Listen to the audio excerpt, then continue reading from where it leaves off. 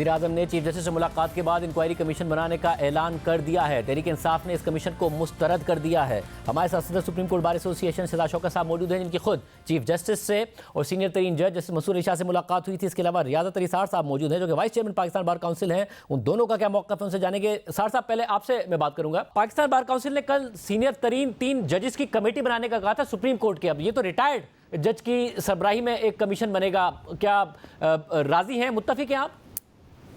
देखें, बात यह है कि ये जो मामला है वो लेटर जो एड्रेस किया गया है वो एक तो सुप्रीम जुडिशल काउंसिल है। वो कल भी मैंने इस पे कहा था कि सुप्रीम जुडिशल काउंसिल जो है ना वो तो प्रॉपर फोरम ही नहीं है। चलें, अब चीफ जस्टिस साहब की बात कर रहे हैं, तो अगर सीजेपी साहब उनसे इस बात पे राज़ी हैं और उसके बाद उन्होंने फुल कोर्ट जो है ना मीटिंग कॉल की, जो मैंने अभी ये पढ़ा है एलामिया, तो अगर वो ये चाहते हैं कि इनिशियली अगर कोई कमीशन है तो अगर चीफ जस्टिस को इतराज़ नहीं है और अगर सुप्रीम कोर्ट जो फुल कोर्ट मीटिंग हुई है उसका भी एलामिया आ जाएगा, तो अगर उनको कोई एतराज़ नहीं है तो हम इनके बीच में कौन होते हैं कि हम ये कहें कि हमने तो देखो ना, हमने रिक्वेस्ट किए चीफ जस्टिस ऑफ पाकिस्तान को, आप इस किस्म की कमेटी बनाएं जिसमें 3 सीनियर जज साहबान हों।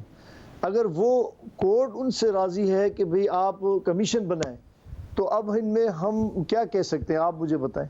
साहब, जो तहरीक इंसाफ में सलमान अकरम राजा साहब और गौहर खान साहब, वो भी सीनियर वकला हैं, उनका ये कहना है कि जी इल्ज़ाम ही एग्जीक्यूटिव पर और उसके मातहत इदारों पर है और आपने एग्जीक्यूटिव को ही कह दिया कि जी आप इस मामले की तहकीकात करें, तो ये कैसे ट्रांसपेरेंट तहकीकात हो सकती हैं? आपको वजन लगता है इस बात में?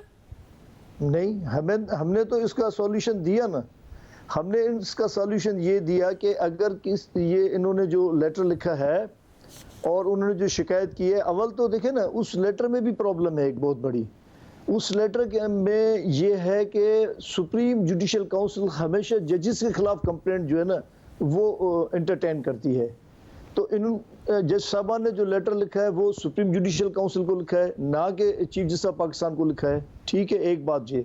दूसरी बात ये कि चीफ जस्टिस ऑफ पाकिस्तान सितंबर से लेके वो आए 17 सितंबर से, कहीं खत में नहीं लिखा है कि उनके सुप्रीम कोर्ट में आने के बाद एज अ चीफ जस्टिस उनके साथ कोई मुलाकात की हो या कोई अपनी ग्रीवांस जो है ना उनके सामने पेश की हो। वो कह रहे हैं कि जब वो सीनियर प्यूनी जज थे तब हम उनसे मिले थे, जब बंदियाल साहब चीफ जस्टिस थे। अगर कंप्लेनेंट ये कहता है कि मुझे ट्रस्ट है थोड़ी देर के लिए, तो बात खत्म हो गई। वो तो ट्रस्ट चीफ जस्टिस साहब के ऊपर कर रहे हैं। तो ये तो नुक्ता भी नहीं है, ये नुक्ता भी नहीं है कि उन्हें चीफ जस्टिस साहब से कोई शिकायत है, मगर उन्होंने एड्रेस सुप्रीम जुडिशल काउंसिल को किया, जिस पर आप कह रहे हैं कि चीफ जस्टिस साहब को करना चाहिए था। मगर जो तहरीक इंसाफ का एतराज़ है वो ये कि एग्जीक्यूटिव पर इल्ज़ाम है सारे, और एग्जीक्यूटिव को ही आप कह रहे हैं कि जी आप कर लें तहकीकात। आप पाकिस्तान बार काउंसिल के प्लेटफॉर्म से आप समझते हैं कि जो फैसला हुआ है, अगर फुल कोर्ट उस पर मुत्तफिक है, हुकूमत और चीफ जस्टिस का उस पर इत्तफाक है, तो ये आगे बढ़ें, ठीक है?